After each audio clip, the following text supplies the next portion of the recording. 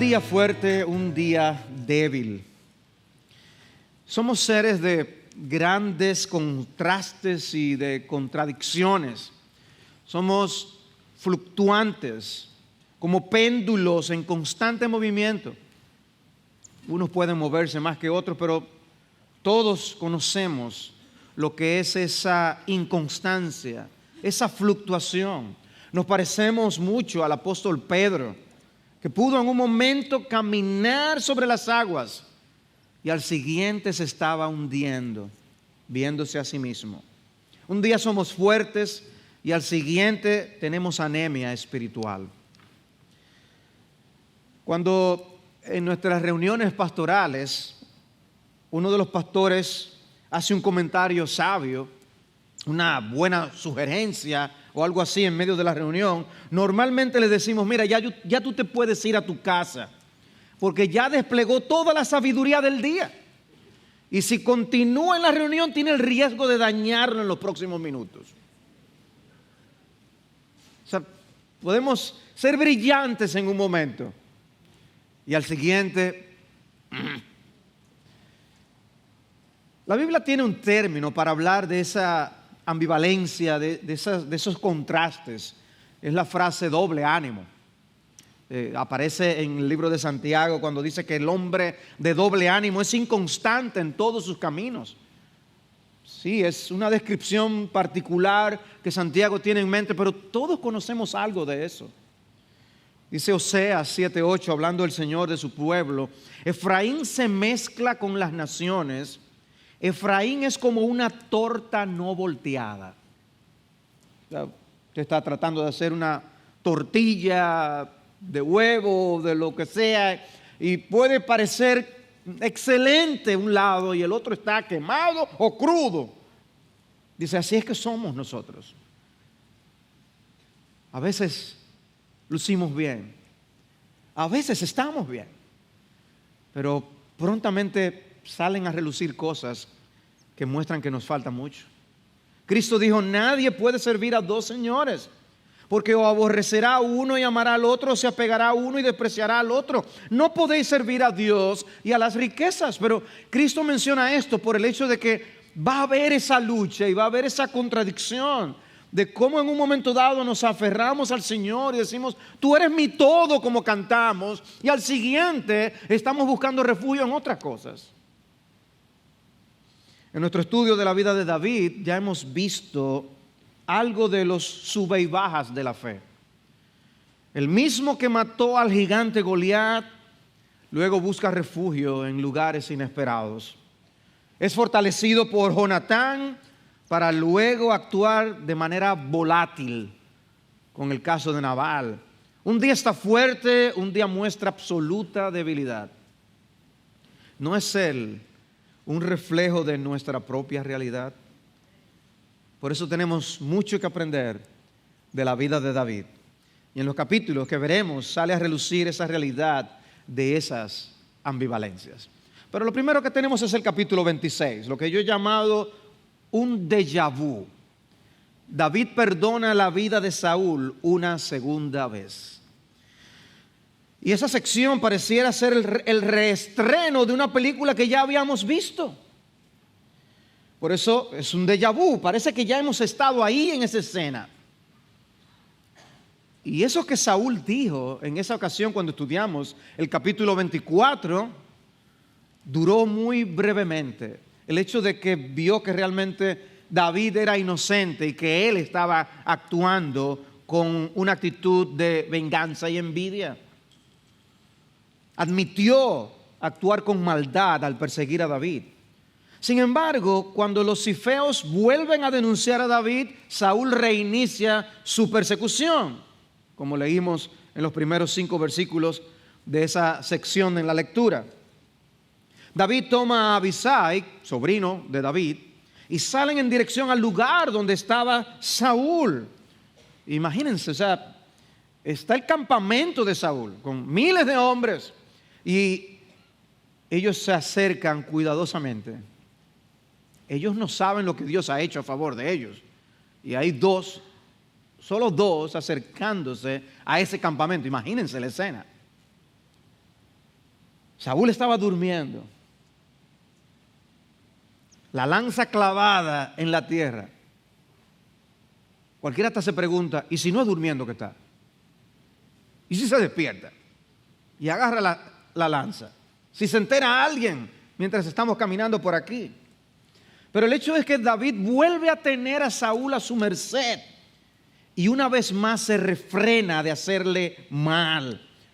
Abisai le insta a que aproveche y que le permita quitarle la vida a Saúl. Y David le impide hacerle esto. No lo mates. No hay quien pueda hacer eso y quedar impune. David dice algo que muestra su confianza. Él está aquí en un momento de fortaleza. Por eso él dice, realmente Dios va a hacer algo. Vive el Señor, que ciertamente el Señor lo herirá, o llegará el día en que muera, o descenderá a la batalla y perecerá, como de cierto ocurrió. Mi esperanza está en que Dios actuará. Mi esperanza está en que Dios obrará. No tomemos la justicia en nuestras propias manos, que fue la tentación en la que él por poco cae cuando iba a matar a Nabal y a los suyos. Ahora, ¿cómo pudieron acercarse a Saúl en medio de ese campamento lleno de personas? Y la respuesta está en el versículo 12. Cuando dice, nadie se despertó, pues todos estaban dormidos, ya que un sueño profundo de parte del Señor había caído sobre ellos. La palabra hebrea para sueño profundo allí es diazepam. El Señor los anestesió a todos, dormiditos. Cuando David se encuentra a una distancia segura, entonces él grita a oídos de todos y reprocha a Abner por no haber protegido debidamente la vida del rey. Versículo 16. Esto que has hecho no es bueno, vive el Señor. Todos vosotros ciertamente deberíais morir, porque no protegisteis a vuestro Señor, el ungido del Señor. Y ahora mira dónde está la lanza del rey y la vasija de agua que estaba a su cabecera. Y entonces ahora David habla a Saúl. ¿Por qué persigue mi Señor a su siervo? Le llama Señor. Y él se identifica como su siervo. Pues ¿qué he hecho? ¿Qué maldad hay en mi mano? Frases que ya hemos visto en el libro de Primero de Samuel. Porque tiene el propósito de presentar a un David que es inocente ante las persecuciones de Saúl. Una persona que tiene verdadero derecho al trono y que sin embargo no está ansioso por quitarle la vida a Saúl. Y le dice en el versículo 20, ahora pues no caiga mi sangre a tierra, lejos de la presencia del Señor, porque el rey de Israel ha salido en busca de una pulga, como quien va a la casa de un perdiz en los montes. ¿Quién soy yo? Y Saúl entonces admite haber pecado. Versículo 21, y Saúl dijo, he pecado.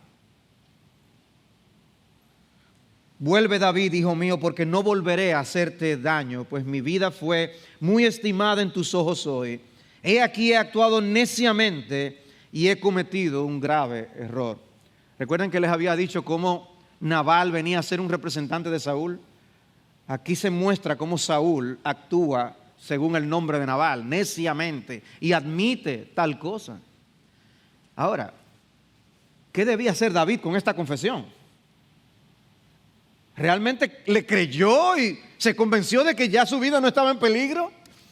O sea, ¿quién iba a creerle a Saúl cuando vez tras vez había prometido cosas que no había cumplido? Hay otros dos personajes en las Escrituras que llegaron a admitir haber pecado sin experimentar un verdadero arrepentimiento. Lo hizo Faraón, cuando chocado por el impacto de las 10 plagas, dijo a Moisés, he pecado. Pasó al frente.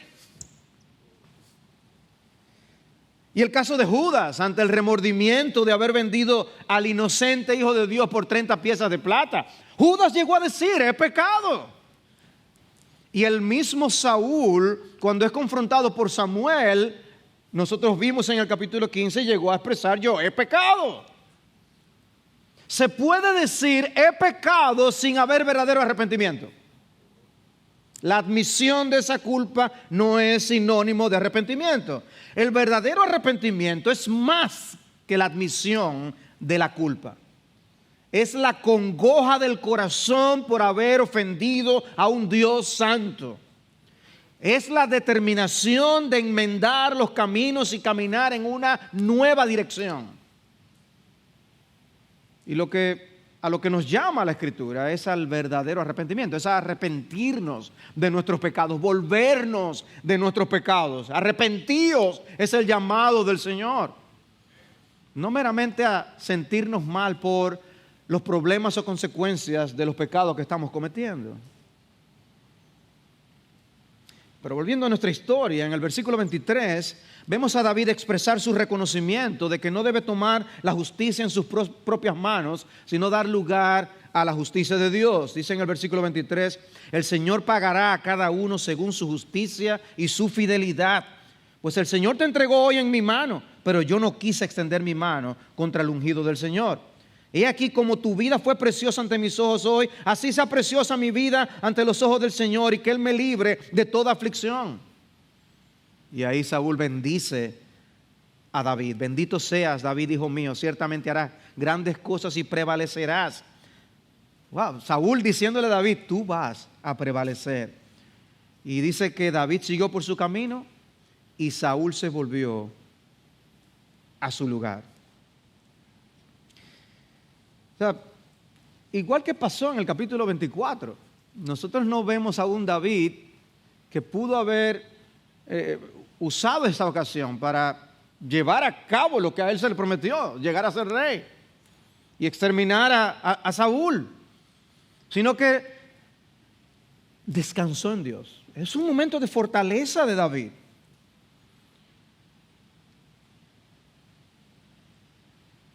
Pero esta lección de ver a un Saúl actuar como él lo hizo, es un llamado de atención a todos nosotros. A no conformarnos con el impacto fugaz y momentáneo de la convicción de pecado. Dios quiere más de ti y de mí. Sí, Dios quiere que seamos sensibles ante las cosas que hacemos. Pero Dios quiere que tomemos determinaciones serias que correspondan a esa congoja del corazón. En contraste con Saúl, el capítulo nos presenta a un David que pudo actuar con fortaleza espiritual, que se mantuvo sensible a los dictados del Señor, que no tomó la venganza en sus propias manos. Estamos frente a un David fuerte. Sin embargo, en la escena siguiente nos topamos con un David que vuelve a caer en debilidad. Y esto me lleva al capítulo 27.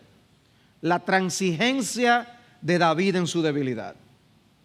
La transigencia de David en su debilidad. Nuevamente busca refugio entre los filisteos. Y ese capítulo viene a ser una especie de déjà vu también. Porque ya habíamos visto a David ir donde el rey filisteo Aquis. La ocasión en la que tuvo que hacerse pasar por loco para poder salir huyendo y escapar. Y aquí nos topamos con un David que se encuentra así en otro momento de debilidad. Y nos impresiona leer la manera en que inicia el capítulo. Dice el versículo 1, entonces David se dijo, ahora bien, voy a perecer algún día por la mano de Saúl. Lo mejor para mí es huir a la tierra de los filisteos. Saúl se cansará y no me buscará más en todo el territorio de Israel y escaparé de su mano. Observen la evaluación que está haciendo David de la situación. David se dijo, literalmente dijo en su corazón. Él estaba viendo su situación como un caso perdido. El Señor no lo va a librar más de la mano de Saúl. Y en un sentido es verdad, porque ya ellos no se iban a volver a ver nunca más. Pero no era lo que estaba en la mente de David. Pero David estaba diciendo, ya yo no salgo de esta. Yo tengo que salir huyendo. Y él evalúa y dice, lo mejor para mí, lo mejor es irme donde los filisteos. En serio, David. Pero hermanos, esa es la manera en que muchos llegan a nuestras oficinas pastorales, convencidos de que sus problemas no tienen solución. Y meses más tarde, semanas más tarde, a veces días más tarde, Dios les deja ver que sí había soluciones. Pero sobre todo nos deja ver que estábamos abordando el problema de la manera incorrecta. Cuando David sopesa su situación, él llega a una conclusión. Lo mejor es irme a donde los filisteos. Y así es que nosotros hacemos a veces. Llegamos a una conclusión. No, lo mejor es esto. Pero fíjate que Dios dice en su palabra. No, es que ya no hay solución. No fue que Dios le dijo que lo hiciera. Era lo que su corazón le decía que hiciera. No le funcionó la vez anterior, pero de alguna manera él ahora cree que sí va a funcionar.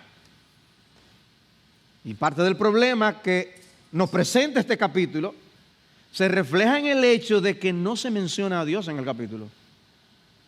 Ustedes leen el capítulo 27 y Dios no está. O por lo menos no se ve. Pareciera como si no estuviera en la mente de David. El problema de la persecución de Saúl estaba, sin embargo, mucho en la mente de David. ¿Cuál es el ruido que yo estoy oyendo? ¿Un aire acondicionado? Hay problema con el aire acondicionado. Bueno, obviamente ustedes no van a querer que nosotros apaguemos el aire para poder seguir, ¿verdad? Así que traten de hacer el esfuerzo de aislar el sonido de sus mentes y concentrarnos. Les decía que el problema de la persecución de Saúl estaba mucho en la mente de David y eso le perturbaba. Lo que David no sabía era que el encuentro que él tuvo en el capítulo anterior con Saúl iba a ser el último encuentro entre ellos dos. Pero él lo que está diciendo es, yo no me voy a librar de Saúl, pero no le iba a volver a ver. Nos fabricamos un problema que no va a pasar. Y entonces nos metemos en otros problemas. Nuestra ignorancia del futuro y de que el Señor es soberano de la historia nos hace vivir en afanes y en ansiedades por cosas que nunca se darán.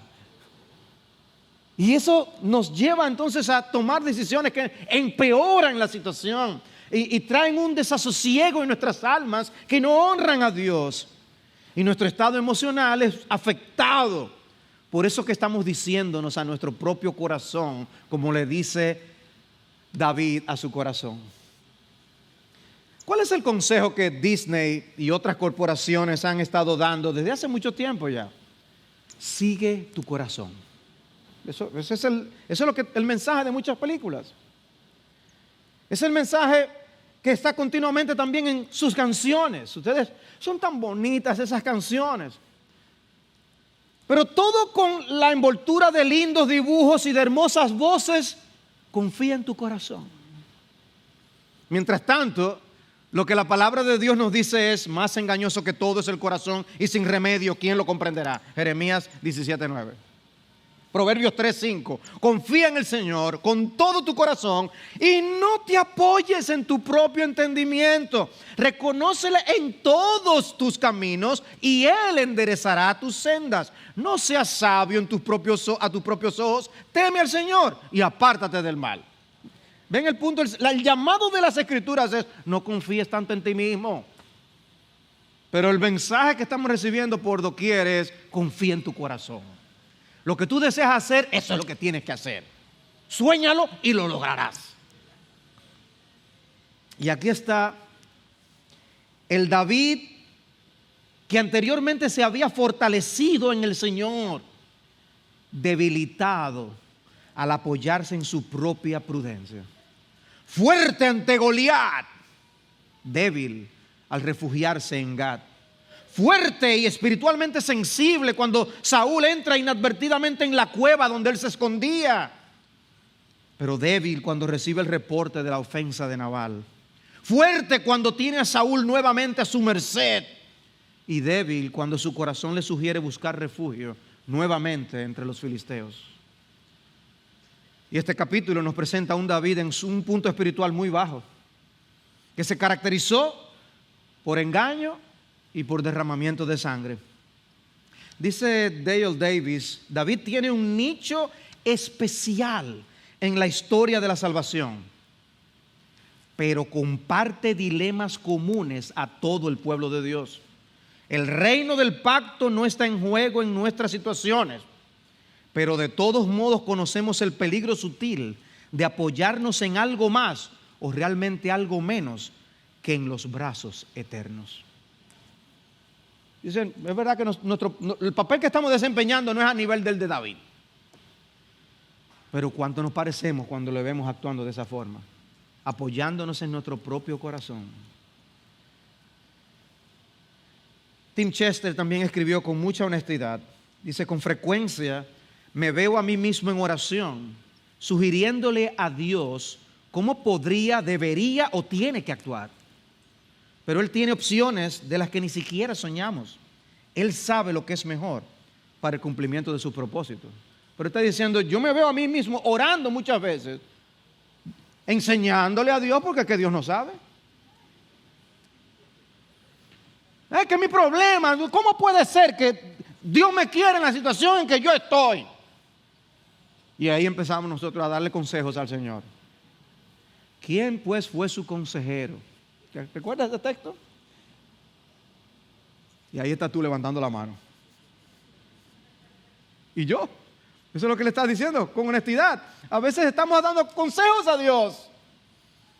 A veces queremos usar el botón de avance rápido para pasar la escena que estamos viviendo en ese momento. Porque no nos gusta la parte que estamos viviendo en este momento. Queremos saltar a una escena más conveniente, menos dolorosa. Cuando nuestro deber es rendirnos de corazón ante la voluntad del alfarero soberano. Y Dios no tiene prisa. Dios no es siervo de nuestros calendarios. El versículo 7 nos da un dato interesante. Dice, el número de los días que David habitó en el territorio de los filisteos fue 1 año y 4 meses. 1 año y 4 meses en territorio filisteo. Aquis permite a David vivir en Siclac, localidad que volveremos a ver en el capítulo 30. Un aspecto en el que vemos a David caer en debilidad en esta parte de su vida es precisamente esa doble vida que él lleva ante Aquis. Él realmente hace incursiones y pelea contra los enemigos del pueblo de Dios. Pero él le dice a Aquis que es en contra de Israel que lo está haciendo. 1 Samuel 27:8. Y subieron David y sus hombres e hicieron incursiones contra los jesuritas, los jezritas y los amalecitas, porque ellos eran los habitantes de la tierra desde tiempos antiguos, según se va a Ashur, hasta la tierra de Egipto. David atacaba el territorio y no dejaba con vida a hombre ni mujer, y se llevaba las ovejas, el ganado, los asnos, los camellos y la ropa. Entonces regresaba y venía Aquis, y Aquis decía, ¿dónde atacasteis hoy?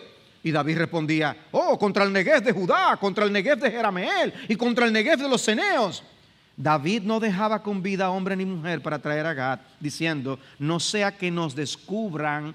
Él sabía que estaba viviendo una doble vida, diciendo, así ha hecho David y así ha sido su costumbre todo el tiempo que ha morado en el territorio de los filisteos. Qué duro. Una de las cosas que amo de la Biblia es que no quita esas manchas de los héroes de la Biblia. Y es probable que David estuviera atacando a enemigos comunes de los israelitas y de los filisteos. Pero el hecho es que David está mintiendo al respecto. En la mente de Aquis, David realmente estaba peleando contra Israel. Y que ya no había una lealtad que le ataba a su pueblo. Por eso en el versículo 12 dice, Aquis confiaba en David, diciendo en verdad que se ha hecho odioso a su pueblo Israel y será mi servidor para siempre. La confianza que Aquis tenía en David era tal que le invita a salir a pelear juntos contra Israel y promete hacerle su guarda personal. Y aunque el capítulo 28 trata de una historia que no veremos, cuando Saúl visita a la divina de Endor, los primeros 2 versículos del capítulo 28 nos confirman lo de Aquis y David. Dice el versículo 1 del capítulo 28: y aconteció en aquellos días que los filisteos reunieron sus ejércitos para la guerra, para pelear contra Israel. Y dijo Aquis a David: bien sabes que saldrás conmigo a campaña tú y tus hombres. Respondió David a Aquis: muy bien, tú sabrás lo que puede hacer tu siervo. Y Aquis dijo a David: muy bien, te haré mi guarda personal de por vida. Y la traducción de la Biblia textual es más literal: te haré guarda de mi cabeza para siempre.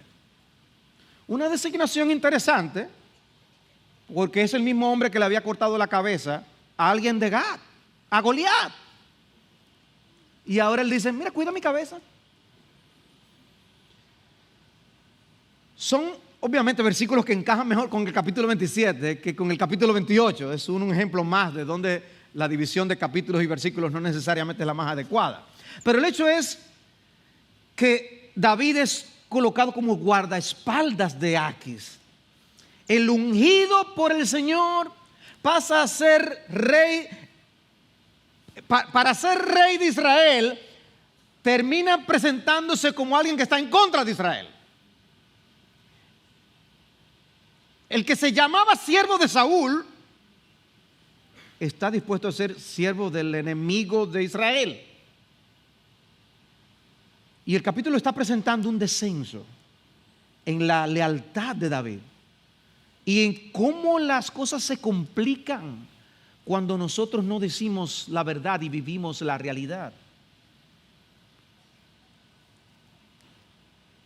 ¿Cómo sucedió todo esto? ¿Había en David alguna especie de agotamiento espiritual? Porque un hombre tan sensible dice: ¿cómo yo voy a cortar aún? Me atreví a cortar el borde del manto del ungido del Señor, sirviendo ahora como guardaespaldas del enemigo del pueblo de Dios. Hermanos, nosotros debemos cuidarnos del agotamiento espiritual. Por eso no en balde Pablo nos advierte y nos dice: no nos cansemos de hacer bien. No nos cansemos de hacer bien. Y no pienses únicamente que un texto como ese en Gálatas 6:9 está hablando de hacer buenas obras, nada más en el sentido en el que normalmente se utiliza. Es vivir nuestras vidas cristianas sin cansarnos de hacer lo que Dios nos ha mandado a hacer, sea en tu casa, en el trabajo, en donde sea. Es el Salmo 27:13 que dice: hubiera yo desmayado si no hubiera creído que había de ver la bondad del Señor en la tierra de los vivientes. Cuando el diablo logra arrebatarnos nuestra esperanza, somos presa fácil para ir en un descenso y un declive espiritual. Pero quiero ahora que pasemos al capítulo 29. Lo que he llamado la transigencia de David lo pone en peligro. La transigencia de David lo pone en peligro. Si el capítulo 27 trata de David buscando refugio en los filisteos, el capítulo 29 trata de cómo Dios los salva de tocar fondo con los filisteos. Algo parecido a lo que vimos en 1 de Samuel 21. En este caso, sin embargo, vimos cómo su relación con los filisteos llega más lejos. Él desciende más hondo. Sus problemas se complican. El capítulo 29 comienza con un enfrentamiento entre los ejércitos israelitas y filisteos. Dice el versículo 4 del capítulo 28: y se reunieron los filisteos y fueron y acamparon en Sunem, y Saúl reunió a todos Israel y acamparon en Gilboa. O sea que aquí estamos viendo, lo que pasa es que el capítulo 28 se dedica mucho al tema de Saúl buscando información con la divina de Endor. Pero lo que nos está preparando es la escena de la batalla en la que el mismo Saúl va a morir. Y está presentando esta batalla formándose entre dos ejércitos en el cual David está siendo parte del ejército enemigo. El capítulo 28 entonces está Saúl desesperado, buscando a una medium para comunicarse nuevamente con Samuel. Samuel, ¿dónde está Samuel? Y Dios realmente le envía a Samuel, aunque no por la intermediación de la divina. Y no será la última vez que un profeta o un portavoz de Dios es enviado a esta vida, porque lo vamos a ver cuando Cristo es transfigurado, que aparecen quienes, Moisés y Elías. O sea, no es la última vez que Dios hace esto. Pero lo que Samuel le dice a Saúl fue lo siguiente. Samuel le dio un avance de lo que iba a suceder al otro día en la batalla a la que se dirigían con los filisteos. Dice 1 Samuel 28, 19: el Señor entregará a Israel contigo en manos de los filisteos. Por tanto, mañana tú y tus hijos estaréis conmigo. Ese estaréis conmigo es, ustedes van a estar muertos. Ciertamente el Señor entregará el ejército de Israel en manos de los filisteos. El hecho es que David y sus hombres se dirigían a esa batalla en la retaguardia junto al rey Aquis. Dice 1 de Crónicas 12 y 19: algunos de Manasés se pasaron a David cuando éste iba con los filisteos a la batalla contra Saúl. O sea, ¿ven lo que primero de Samuel está haciendo? Nos está presentando a David como enemigo del pueblo de Dios. El asunto se le estaba complicando a David. ¿Tendrá David que enfrentarse finalmente a Saúl y a los ejércitos de su propio pueblo?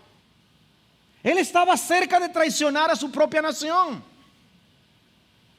Si Dios lo ha ungido para ser rey en Israel, ¿cómo puede él pelear contra Israel sin echar por el piso la promesa del futuro que se le había preparado?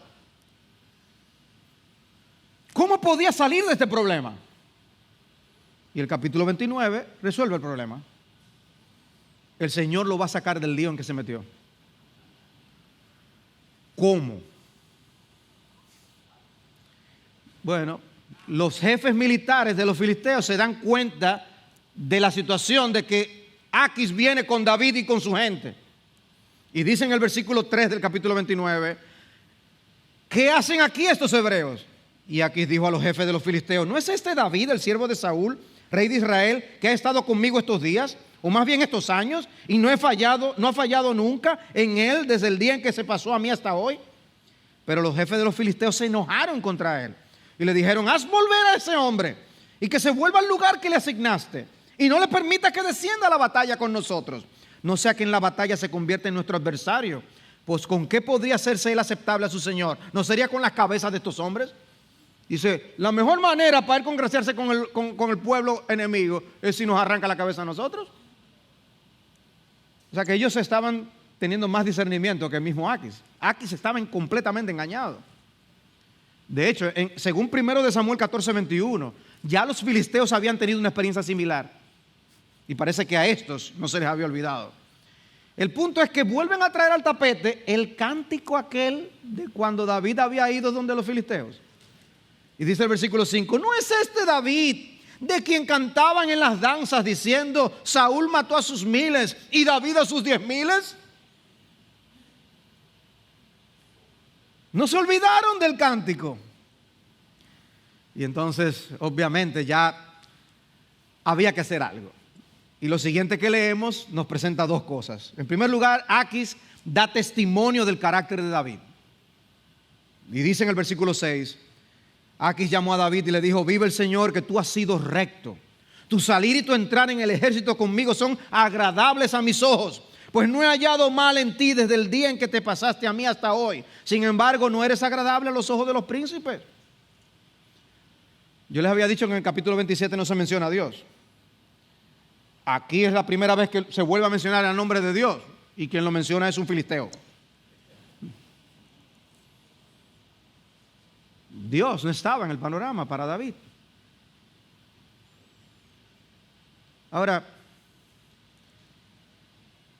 no todo era como lucía, pero así era que Aquis lo veía. ¿Recuerdan cómo nosotros comenzamos a estudiar la vida de David, reflexionando en que no debemos vivir por las apariencias? Pues aquí el siervo conforme al corazón de Dios luce bien, pero no está bien. Amados hermanos, tengamos cuidado con lucir bien y no estar bien. Quizás tú estás aquí sentado y cantas con postura de un ángel, pero Dios sabe lo que está pasando en tu corazón. Si necesitas buscar ayuda en otros hermanos, en un pastor, hazlo. Pero no te quedes así. Pero sobre todo busca a Dios.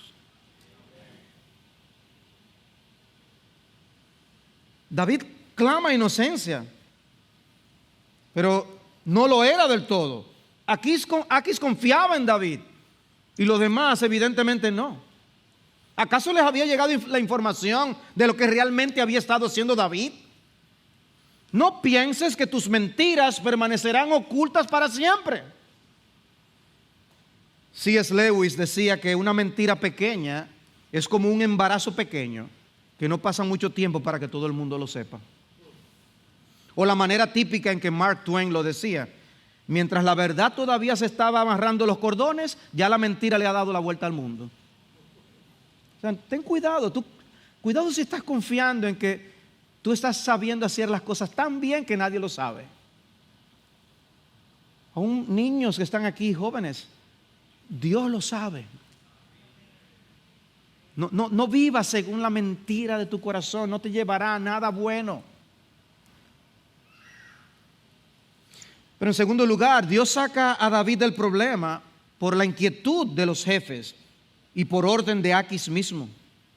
Si la iniciativa hubiera salido de David, no, yo me quiero ir, quizás sospechas se hubieran levantado que le hubieran podido traer problemas. Pero le dicen ahora pues, vuelve y vete en paz para que no desagrades a los príncipes de los filisteos. David no lo entiende en el momento y protesta, pero Aquis insiste.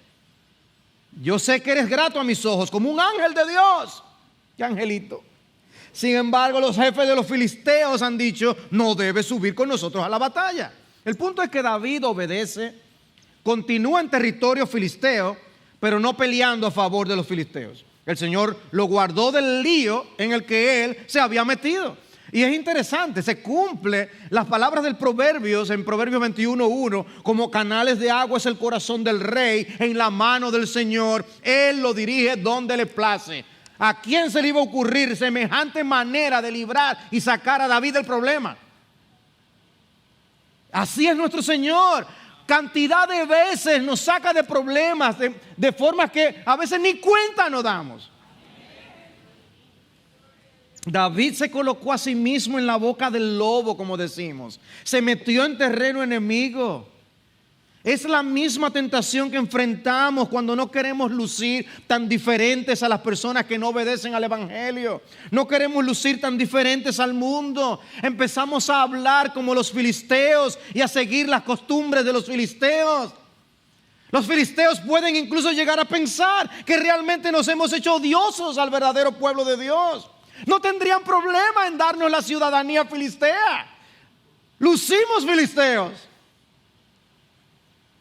Y descendemos y nos metemos en problemas. ¿Estás tú en medio de esa tentación?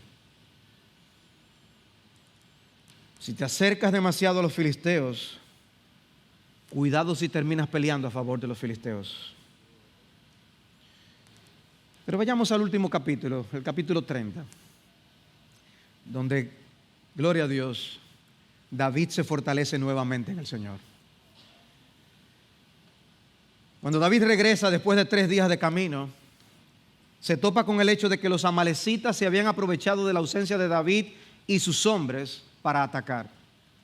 Y dice en 1 Samuel 32, y se llevaron cautivas las mujeres y a todos los que estaban en ella, grandes y pequeños, sin dar muerte a nadie. Se los llevaron y siguieron su camino.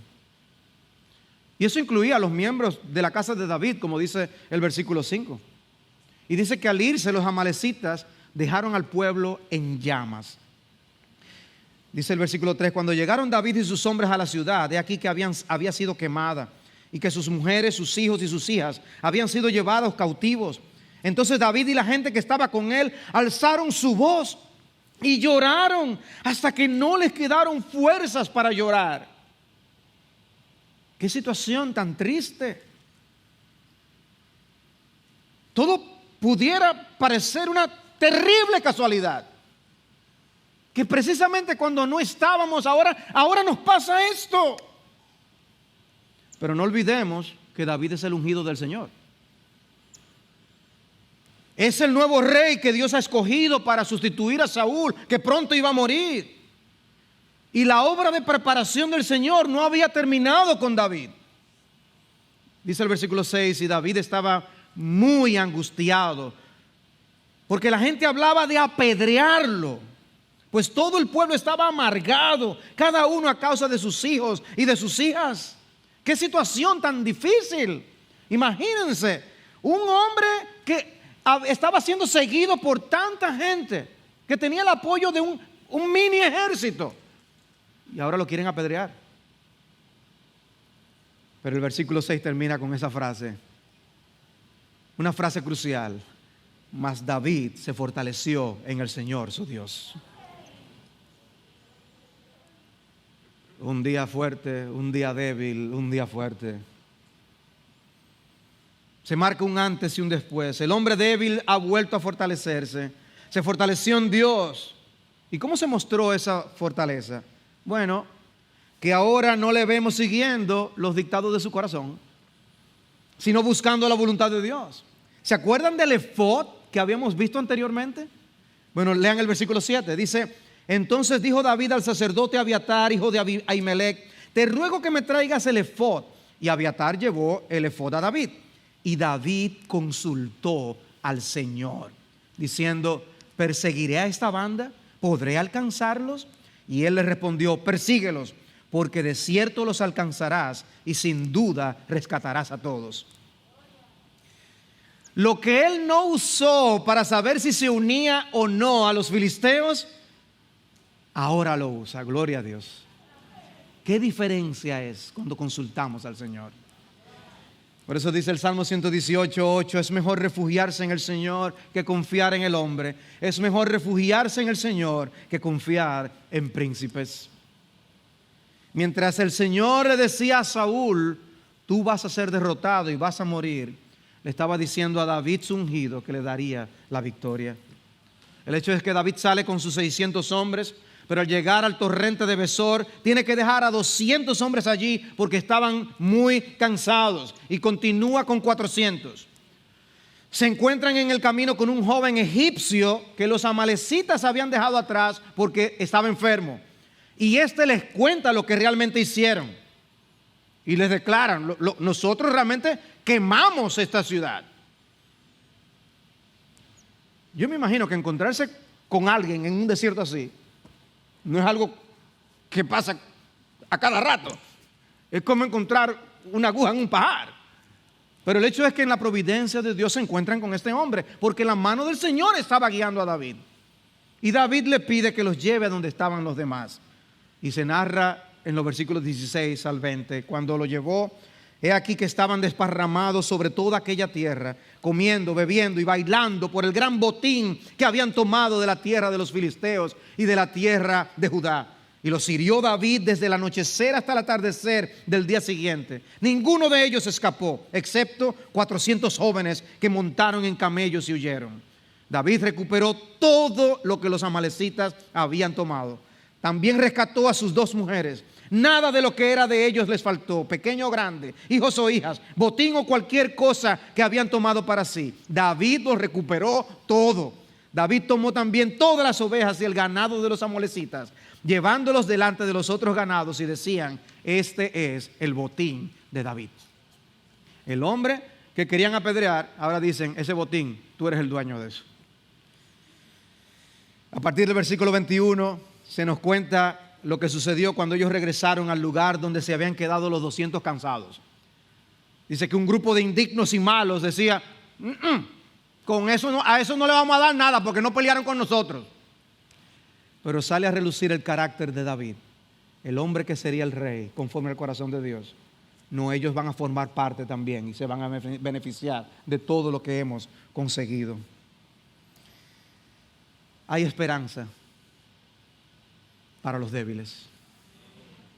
Hay esperanza para cuando nosotros caemos en debilidad. Dios nos fortalece en Él. Y entonces hacemos por Él y su gracia lo que antes no podíamos.